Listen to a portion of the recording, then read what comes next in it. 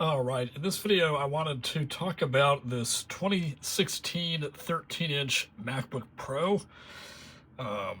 Just give you some perspective on the machine and sort of make a verdict on if this is still usable today and if it is worth purchasing such a computer.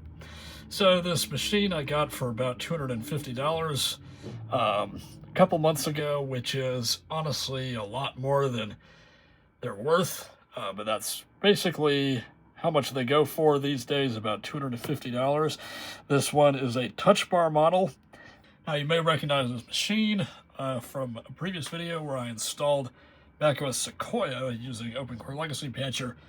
Turns out it had a lot of issues with Sequoia, and I can talk a little bit about those later.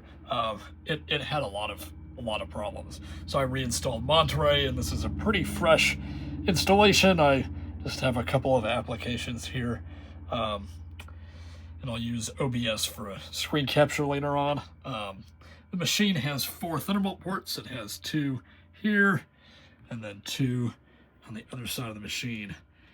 Right there, it's got a touch bar with no physical escape key, so this is a virtual escape key, which, I don't know, I'm sort of indifferent about it, but that's just something to keep in mind. The machine also has the butterfly keyboard,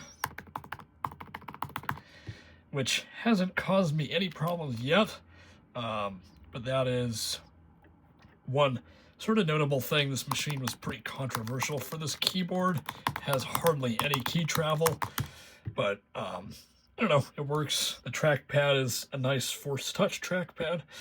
Now, you may notice the display has these streaks here. They're kind of hard to see on camera. They're a lot more pronounced in person. This is a common issue with the backlight. And actually, this issue has gotten a lot worse over the past couple months, and if we turn up the brightness all the way, you can see this is a pretty dim display. If we wake up my iMac here, I'll move this to the side. Here's my iMac. I'll turn the brightness all the way up in the iMac. You can see how much, it probably won't show very well on camera. You can see how much brighter the iMac is than the MacBook.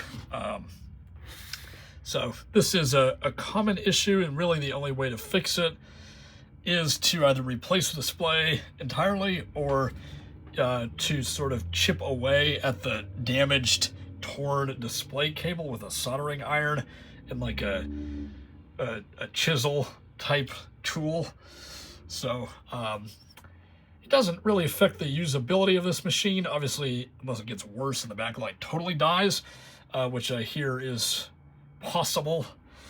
You can see the coating around the display is a little bit worn, in here as well on the right side. So overall, I would say, the condition of the machine isn't great. I mean, especially for a $250 machine. Actually, this display issue happened after I got it, but after the return period, so I couldn't really do anything about it. But these are common problems, and the machine actually arrived in better shape with the display. No issues on the keyboard though. So I'll switch over to a screen capture, and then I can talk a little bit about how the machine performs. Alright, so here we are on the desktop of the machine. I'll go to About This Mac once again so you can see the specs in a little bit of a better view here. So 2.9 gigahertz i5, 16 gigabytes of DDR3. So this is DDR3, not DDR4 as in the later iterations of this MacBook that came out in 2017 and 2018. Has Intel Iris graphics, 256 gigabytes of storage here.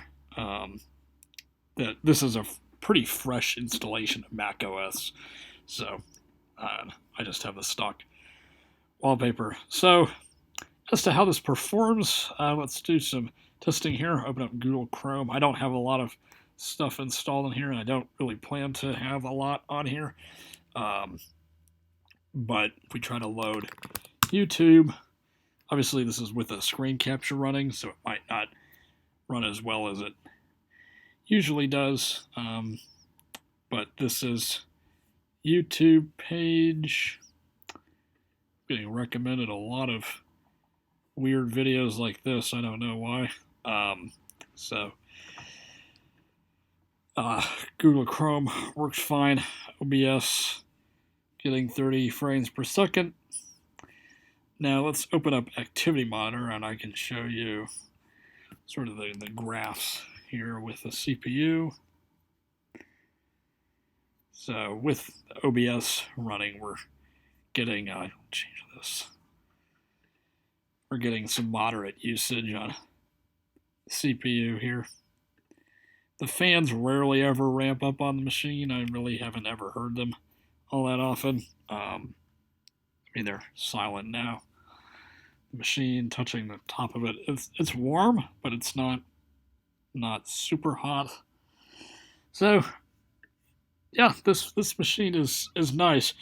I mean, aside from the slight display issue, as for a final verdict on if you should buy one of these computers, I would say probably not. I would not recommend one of these. I just bought it because I wanted a MacBook, that I could use. It wasn't my giant Lenovo laptop, which I realized I have never made a video about that laptop.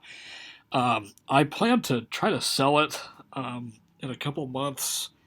I want to sell it because I really don't like it. I can try to make a video about it before I do that, if it ever sells. I mean, I'm hoping to really just sell it quickly so that I can replace it with a real MacBook like an M4 Pro or something along those lines. But we'll see where all that goes. The Lenovo was just sitting here on the shelf, but I just figured, I want something that's, a thin and light MacBook to take around, and so that's why I got this computer.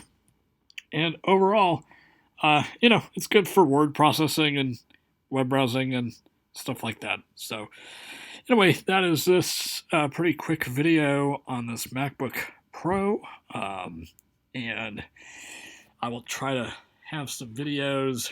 Obviously kind of difficult trying to make videos here in the dorm, but I'll try to make something about the Lenovo Legion before I try to sell it. So anyway, I hope this video was helpful and valuable, and I will see you in the next one.